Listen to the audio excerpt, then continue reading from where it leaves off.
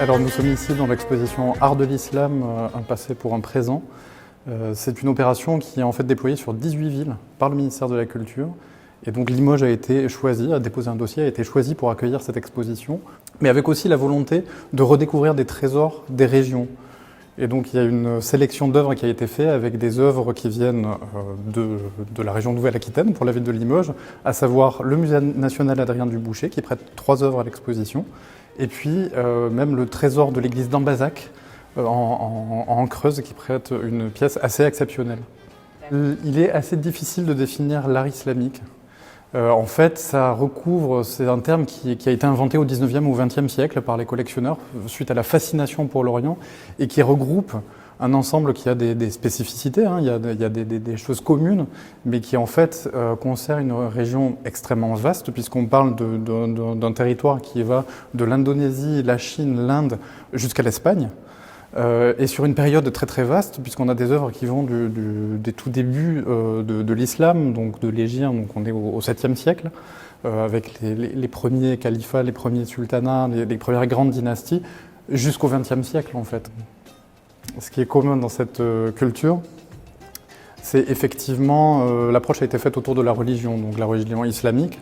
Et donc effectivement on observe voilà, des œuvres qui ont été commandées pour des mosquées, pour des religieux qui utilisent les écritures saintes, donc le Coran, qui utilise beaucoup la calligraphie. Mais on ne peut pas réduire l'art islamique à ça. On est aussi face à un art de prince, un art de cour, exactement comme ce qu'on peut trouver en Europe.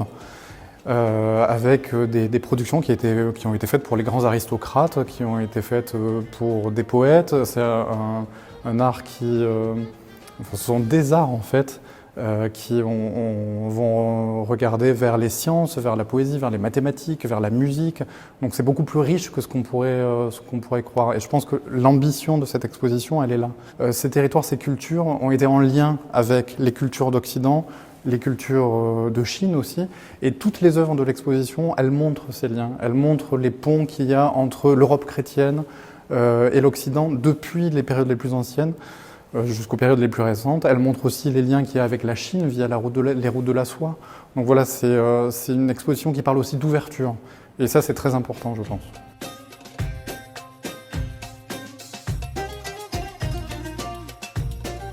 Alors, nous sommes ici devant un tapis assez exceptionnel, un tapis iranien du XVIIe siècle, et qui est intéressant pour plusieurs raisons dans ce qu'on qualifie d'art islamique. D'abord parce qu'on y voit beaucoup de figurations humaines, alors qu'on a tendance à penser que l'art islamique ne figure pas l'humain, mais c'est faux.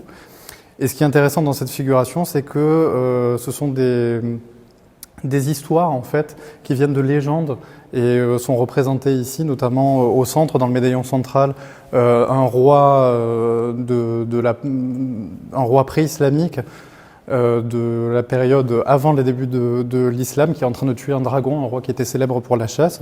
Et dans les quarts d'angle sur les côtés, on a une histoire qui a été popularisée par un poète médiéval.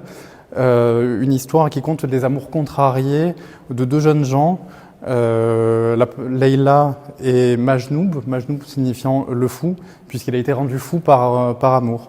Donc voilà, on est dans un art somptuaire, un art très spécifique, puisque l'Iran s'est spécialisé au XVIIe siècle dans ses productions de soieries, de tapis de luxe, qui ont inondé en fait l'Orient, mais aussi qui ont beaucoup intéressé l'Europe, et un art qui fait la part belle au raffinement.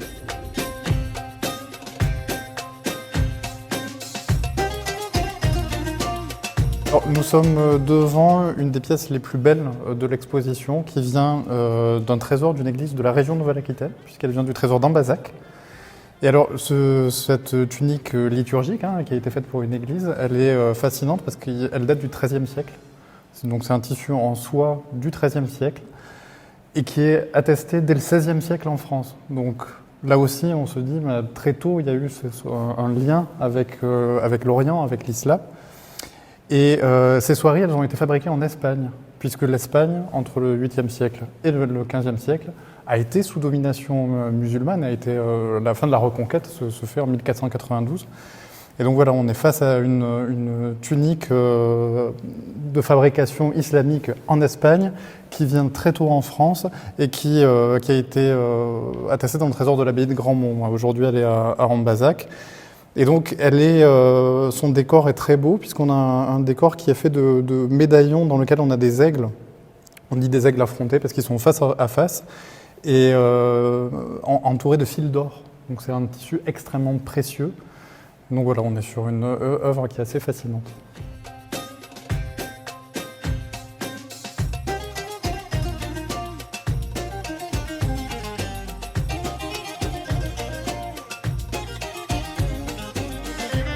Alors nous voyageons ici à Séville, en Espagne, au XVe ou au XVIe siècle.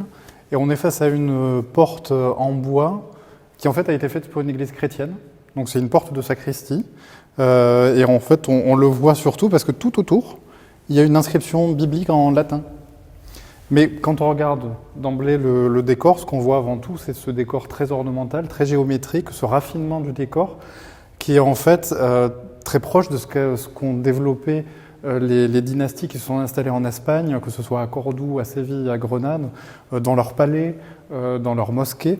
Et en fait, c'est un raffinement artistique qui a tellement fasciné les princes catholiques que même après la Reconquête, ils s'en sont inspirés pour exécuter leurs œuvres. Donc là, on est dans une œuvre qui est d'Europe chrétienne, en fait, mais qui témoigne de cette fascination pour le raffinement de la culture d'Al-Andalus, comme on l'appelait la culture en Espagne.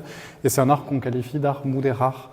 Donc c'est cet art qui est en fait catholique et qui s'inspire des ornements islamiques.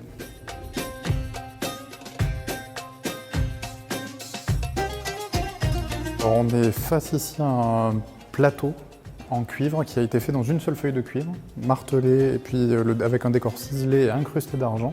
Et puis tout autour, on a aussi un très beau décor qui mêle à la fois écriture, puisque l'écriture arabe est un vrai support ornemental et on le voit sur toutes les œuvres de l'exposition à quel point l'écriture joue un rôle dans la composition des décors.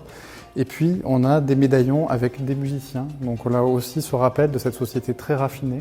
Et donc voilà, on est sur un objet qui témoigne à la fois du raffinement, du luxe, de la fascination et des ponts entre les cultures. Donc on est face à un objet phare de l'exposition.